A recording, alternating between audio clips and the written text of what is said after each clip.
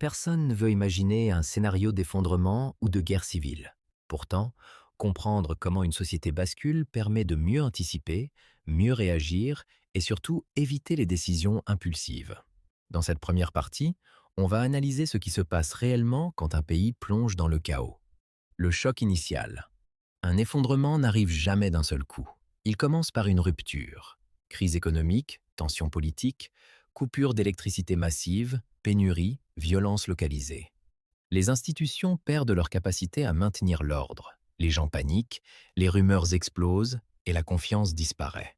La désorganisation. Les services essentiels sont les premiers touchés. Transport, hôpitaux, communication, approvisionnement alimentaire. Quand ces systèmes ralentissent ou s'arrêtent, la population se retrouve livrée à elle-même. Les comportements changent, certains s'entraident, d'autres se replient, d'autres encore deviennent agressifs. Le danger invisible, la désinformation. Dans un contexte de guerre civile ou d'effondrement, la désinformation devient une arme. Les réseaux sociaux se remplissent de fausses alertes, de rumeurs, de manipulations. Beaucoup prennent de mauvaises décisions simplement parce qu'ils ont cru la mauvaise source. Le facteur humain. Le plus grand danger n'est pas toujours la violence directe, mais la peur. La peur pousse à fuir, à se cacher, à agir sans réfléchir.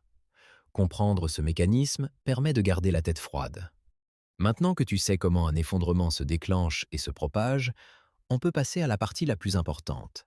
Comment réagir dans les premières heures pour rester en sécurité? Dans un effondrement, les premières heures sont décisives. Ce n'est pas le moment d'être héroïque, mais stratégique, se mettre à l'abri. Quand les tensions éclatent, la priorité est simple, se mettre dans un endroit sûr. Pas besoin d'un bunker, un appartement en hauteur, une maison solide, un lieu discret où l'on peut se calmer et observer la situation. L'objectif est d'éviter les zones de confrontation. Rester informé intelligemment. Dans un chaos, l'information devient vitale, mais il faut la filtrer. Les sources fiables sont les autorités officielles, les radios locales, les médias reconnus. Éviter les rumeurs, les messages alarmistes, les vidéos sensationnalistes. Une mauvaise info peut te mettre en danger. Éviter les déplacements inutiles. Beaucoup de gens commettent l'erreur de sortir pour voir ce qu'il se passe. C'est l'un des pires réflexes. Les rues deviennent imprévisibles, les tensions peuvent éclater n'importe où. Rester chez soi, c'est réduire les risques, s'organiser calmement. Les premières heures doivent servir à rassembler ce qui est utile, sécuriser les portes et fenêtres, vérifier l'eau, la nourriture, les lampes, garder un téléphone chargé. Pas besoin d'équipement militaire, juste du calme et de la logique. Le piège émotionnel. Dans un contexte de guerre civile, la colère, la peur et la panique sont contagieuses. Rester calme, c'est garder un avantage énorme.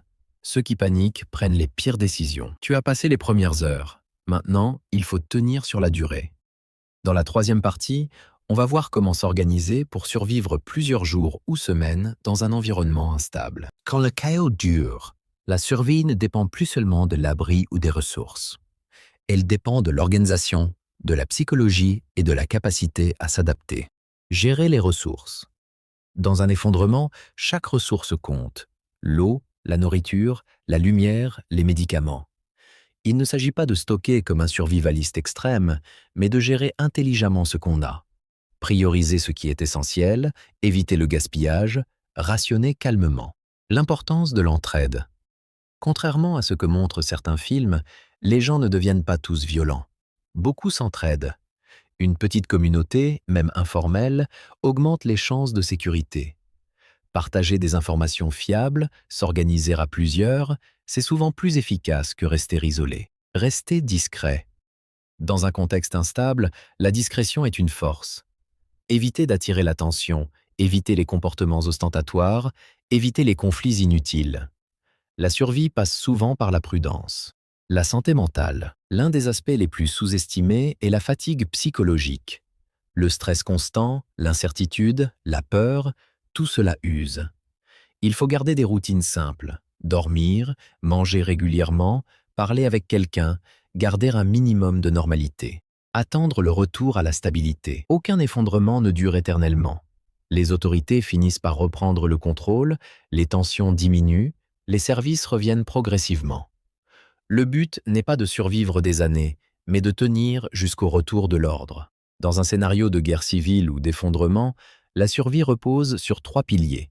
Rester calme, rester informé, rester organisé. Pas besoin d'être un expert, juste d'utiliser son intelligence et son sang-froid. Abonne-toi pour plus de conseils.